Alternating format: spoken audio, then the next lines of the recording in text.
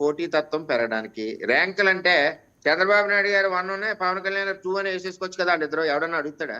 హ్మ్. ఒక సిస్టమ్ ఉంటది. నువ్వు ఎన్ని మీటింగ్స్ పెట్టావు, ఫైల్ ఏ టైంలో క్లియర్ చేసావు, ఎన్ని ఎన్ని ఏరియాలు నువ్వు మంత్రిగా ఎన్ని జిల్లాలు తిరిగావు, ఎక్కడెక్కడ మీటింగ్ పెట్టావు, ఎన్ని గ్రీవెన్సెస్ సాల్వ్ చేసి ఇవన్నీ సిస్టమ్ ఉంటది. తెలుగుదేశం పార్టీ.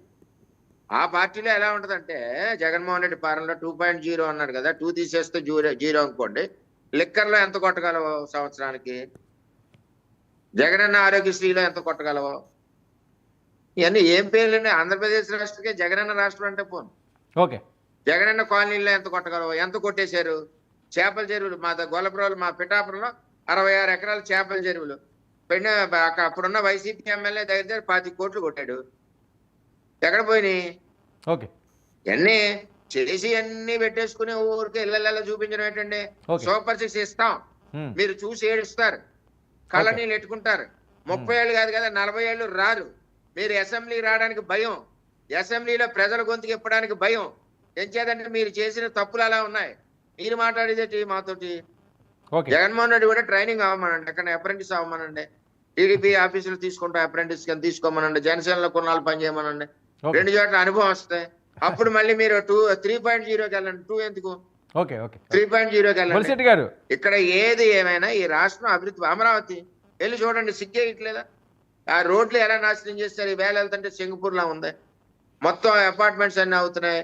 అమరావతికి సంబంధించిన ప్రాజెక్టులు అన్ని స్టార్ట్ అయినాయి. పోలవరం స్టార్ట్ అయింది. అన్ని చూసి ఆయనకి ఏం వచ్చిందంటే మతి ప్రేమించింది.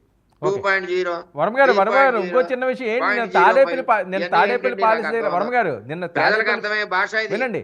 నిన్న అర్థమయ్యే భాష అన్న. ఓకే, నిన్న తాడేపల్లి పాలసీ దగ్గర ఏదో మంటలో వచ్చినాయి పెద్ద ఎత్తున, ఏవో ఫైల్స్ దగ్ధమైనట, డైరీలు దగ్ధమైనట. అది ఏంటి, ఎవరిది? లోపల నుంచి బయటకు వచ్చినాయి. మధ్యన ఎంక్వైరీస్ పెరుగుతున్నాయి. అంటే లోకేష్ గారు రెడ్ బుక్ అంటున్నారు కదా, అది చట్టరీత్యా రెడ్ బుక్. వీళ్ళకిలాగా దొంగ కేసులు పెట్టి సాయంత్రం తీసుకెళ్లి పొద్దుట హైకోర్టులో చివాట్లు పెట్టి వదిలేయడం కాదు. చట్ట ప్రకారం అతను నేరం చేసి ఉంటే లోపల పోతాడు. ఇవన్నీ ఈడీ ఎంక్వైరీలు. ఇప్పుడు విజయసాయి రెడ్డి నెంబర్ 2 అరవిందోని బెదిరించారు. మళ్ళీ వాళ్ళ కంపెనీ వాళ్ళకి ఇచ్చేసారు. ఎందుకు ఇచ్చేయాలి? కాకినాడ సీపోర్ట్ కేవీ రావు దగ్గర కొన్నావు, బాజాబ్తో కొన్నప్పుడు ఎందుకు ఇవ్వాలి తిరిగి? తప్పు చేస్తానే కదా.